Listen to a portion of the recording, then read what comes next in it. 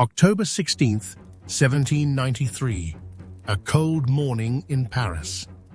Guards push open the heavy iron door of a prison cell deep inside La Conciergerie and freeze.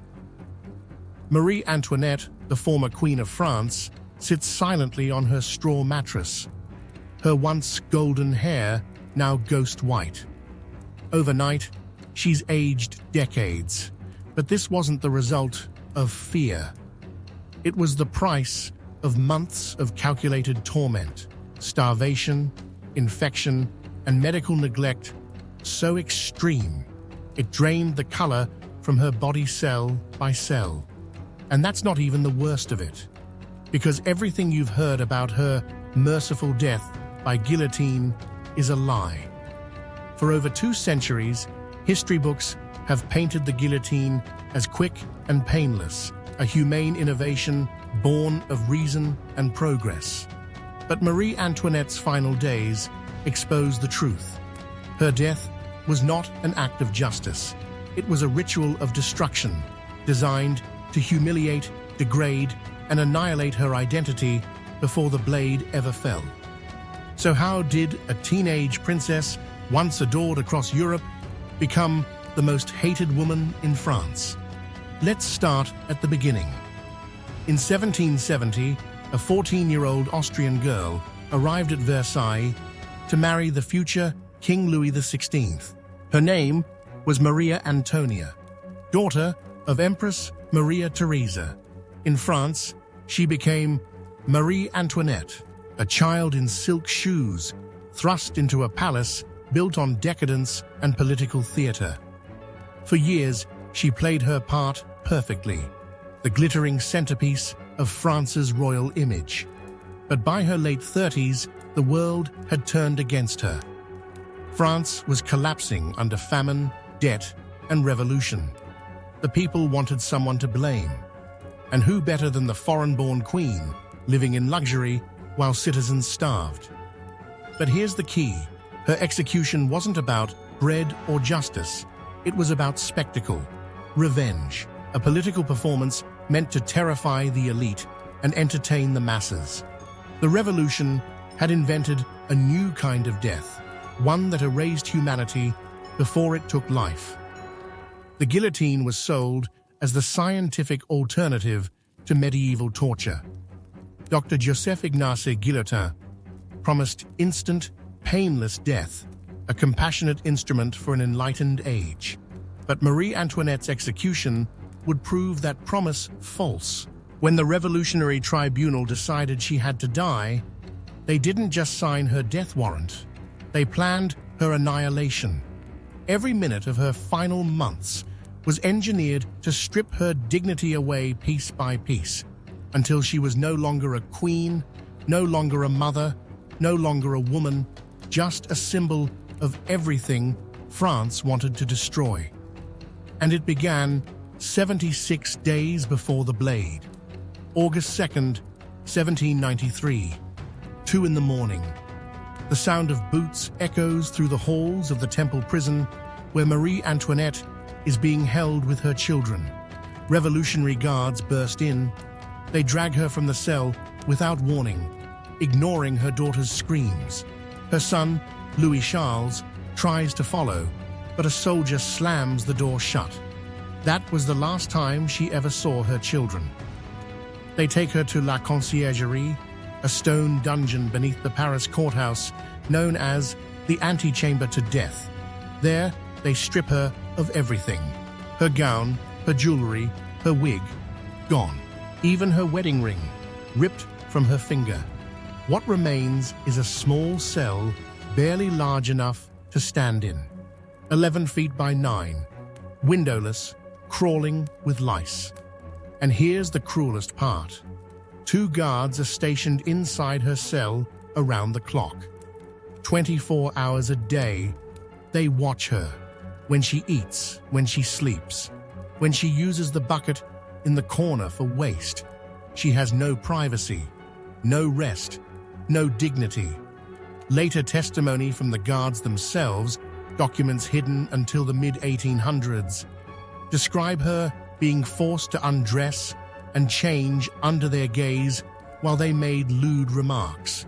But this wasn't random cruelty. It was strategy, psychological warfare.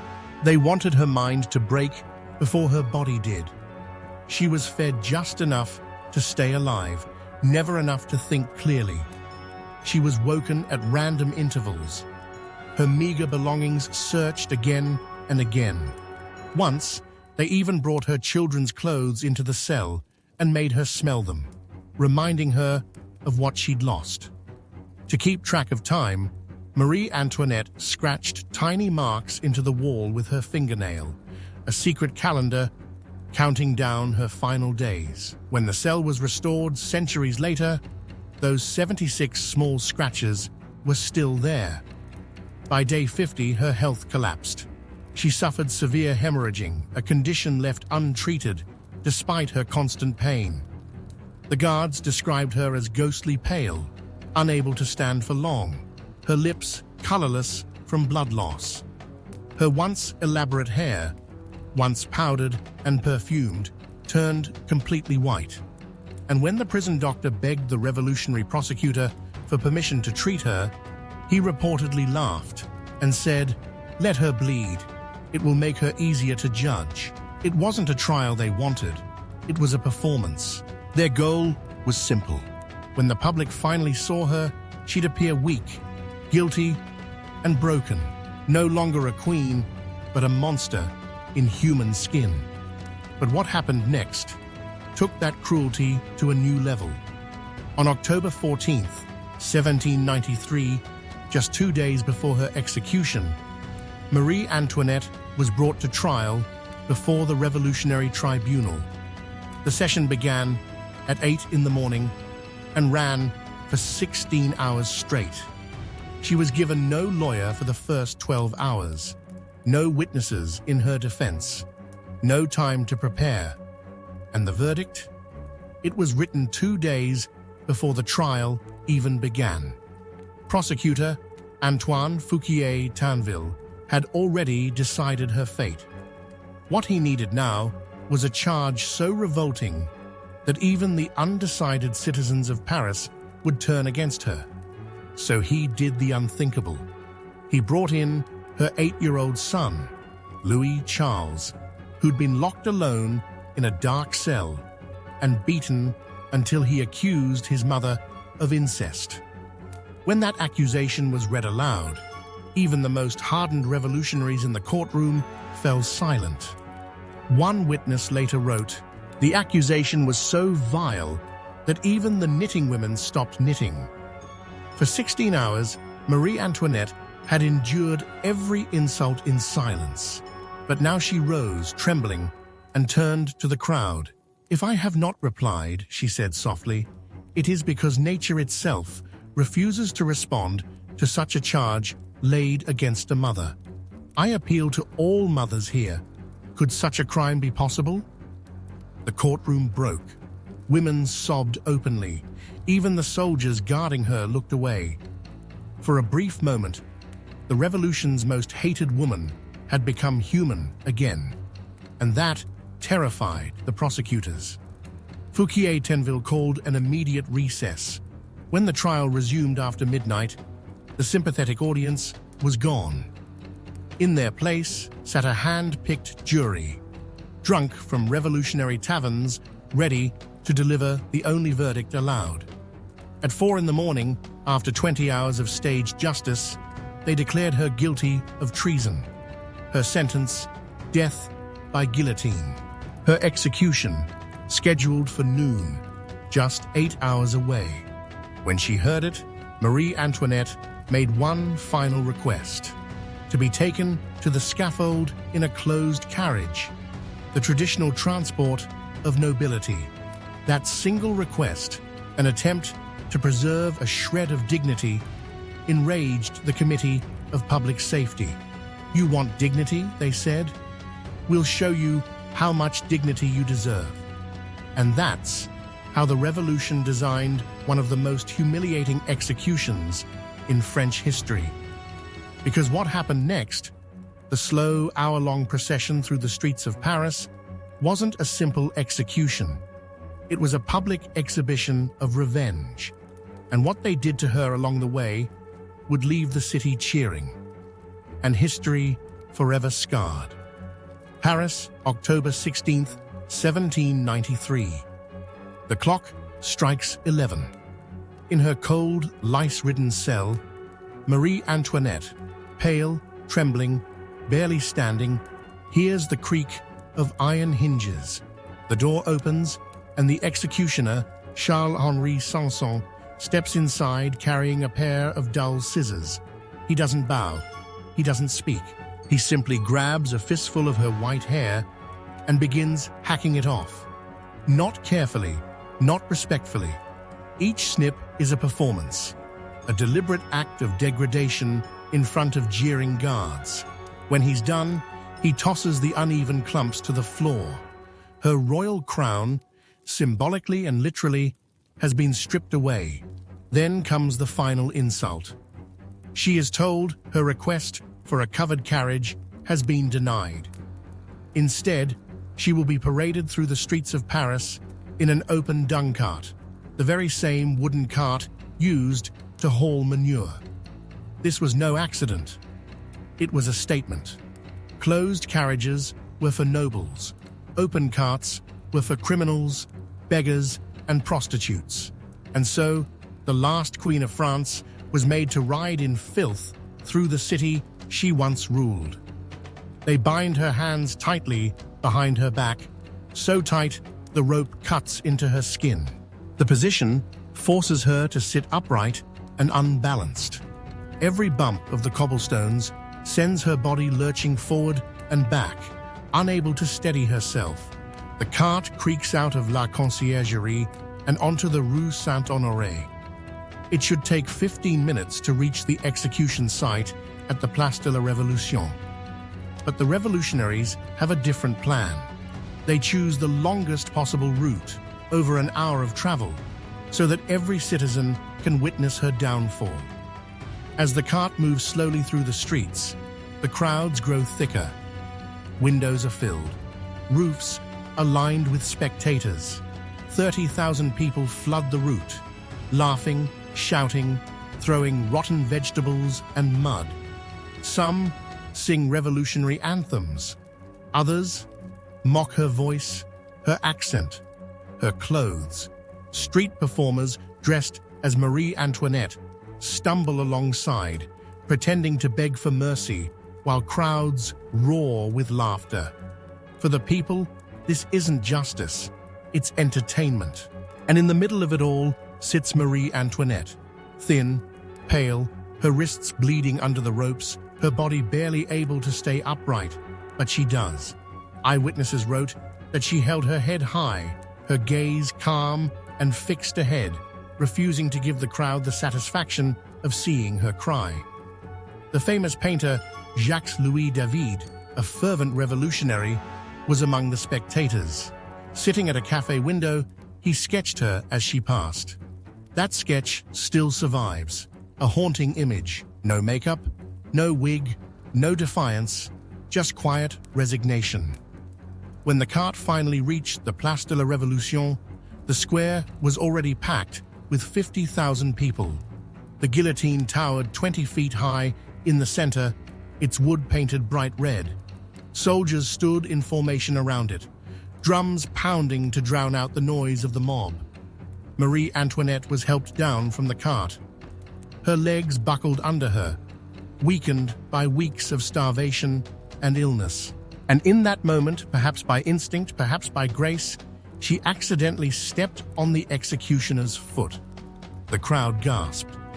Sanson looked up in surprise, and the Queen of France, moments from death, said softly, "Pardon me, sir, I did not do it on purpose." Those would be her final words. She mounted the scaffold slowly, steadying herself with each step. There were no tears, no pleas, only exhaustion. The drums stopped. The crowd fell silent, and at 12:15 p.m., the blade fell. The revolutionaries cheered, the drums thundered. The Queen was dead, but the story wasn't over. because what happened next would expose the guillotine's darkest secret and the lie at the heart of its so-called mercy. For centuries, we've been told the guillotine was quick, clean, merciful. Dr. Joseph Ignace Guillotin, the man who inspired its creation, claimed the condemned would die instantly, without pain, like lightning striking. But according to records that surfaced decades later, that wasn't true. Not for Marie Antoinette. In 1847, long after the revolution had devoured its own leaders, the grandson of executioner Charles-Henri Sanson published his family's memoirs, and buried within them was a confession that changed everything. The blade that killed Marie Antoinette had been deliberately dulled, not by accident, by order.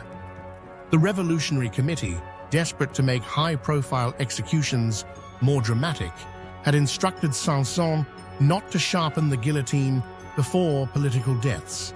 A slightly dull blade meant a slower, bloodier cut and a better show. Multiple eyewitnesses that day described hearing not one impact, but two. The blade fell. There was a thud, but not the clean, sharp sound of steel meeting wood. Then, a second strike.